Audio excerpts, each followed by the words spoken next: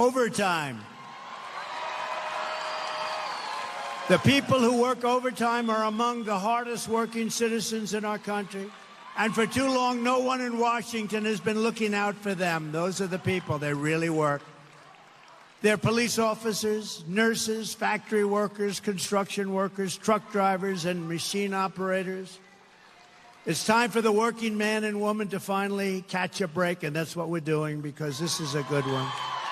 And I think it's going to be great for the country. Just hearing there from the Republican nominee for president, former President Donald Trump in Arizona yesterday, speaking about the economy and rising housing costs. You heard there in those remarks that Trump is pledging to eliminate taxes on overtime pay. Let's talk about it with our political panel. Robin Biro is a Democratic strategist. Bradley Devlin is a politics editor for the Daily Signal, and Gene Valentino is a GOP political strategist. So, look, we're learning more about all these candidates' plans as they make their way to various campaign stops. Robin, I'd like to start with you. Again, Trump's plan to eliminate taxes on overtime pay. Is this something we could hear from Kamala Harris in the coming days when it comes to her economic agenda?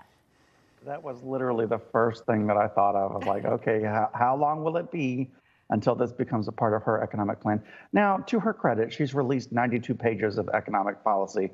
But let's be clear, this is not part of it. So I will be most curious to see if she adopts this, because honestly, I think it's good policy. Yeah.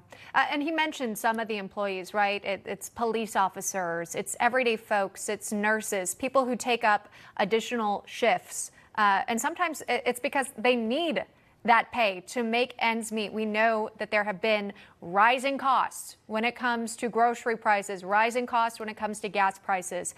So, yeah, it could be very popular among voters as we head towards the November election. Speaking of popularity and a popular figure, Taylor Swift. I know everyone's heard of her. She made some headlines this week after endorsing Kamala Harris after Tuesday night's debate.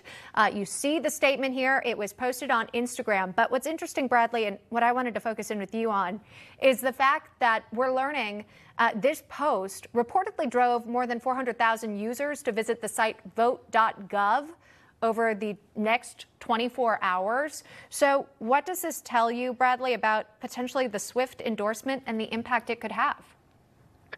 Frankly, I don't think the Swift endorsement is going to have any impact whatsoever in the places that matter on November 5th. I actually think no taxes on overtime pay seems to be a better policy for the Electoral College outlook, right? Voters in Pennsylvania, voters in Michigan, voters in Wisconsin, specifically white working class men, the only demographic that Trump did not improve with in 2020. He's looking to improve with them through these kinds of policies right now. And yeah, the pop star endorses the Democrat, but she has no idea how difficult things have been over the last 4 years in this country for normal middle class people, whether that's men or women.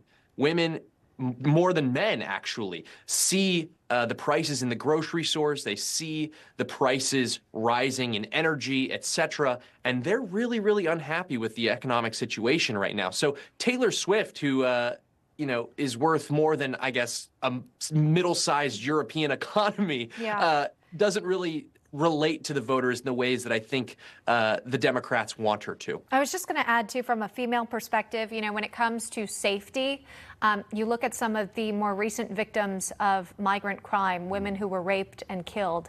That's also something to keep in mind, which candidate would offer the safest country best protection from a national security point of view. We've got a final discussion point I wanted to touch on. We mentioned that Donald Trump's in California today. He's got a fundraising event. We're learning a bit more about it. California Governor Gavin Newsom's wife's relatives are reportedly the ones who are hosting this event. Reports say the billionaire relatives Tom and Stacey Seibel are hosting the fundraiser in the Bay Area for Trump this afternoon. Tom Seibel is reportedly a second cousin once removed of Jennifer Seibel Newsom, so that's Governor Newsom's wife. And yes, I understand there is some distance here. It's not directly related to Governor Gavin Newsom. It's not like his brother or anything. But Gene, we've seen political families almost come forward and get involved with this election cycle. Does this tell you anything about trends? Well, the trend, the one thing I noticed about this general election, as a trend is how you have families of candidates going over to the other side of the fence more openly. I joked with you in the break. I wonder what it's going to be like on Thanksgiving with our family. But name me a family that doesn't have a little bit of a difference of opinion sitting around the table at Thanksgiving or any time. But truly, I think we have to be careful with the celebrity component over impact, making us think they have more of an impact on the final results than they do. I think the independents and some of the Gen Y and Gen Z crowd will be impacted by a statement like that from her because they're not watching the news and know American history the way you and I do. They don't know that the Democratic nomination procedure was interrupted and hijacked when they removed Biden and put Harris in.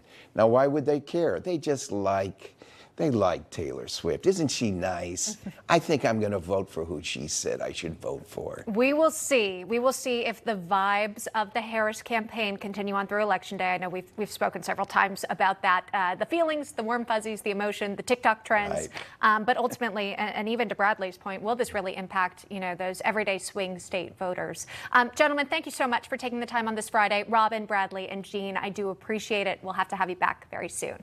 Thank you. Thank you.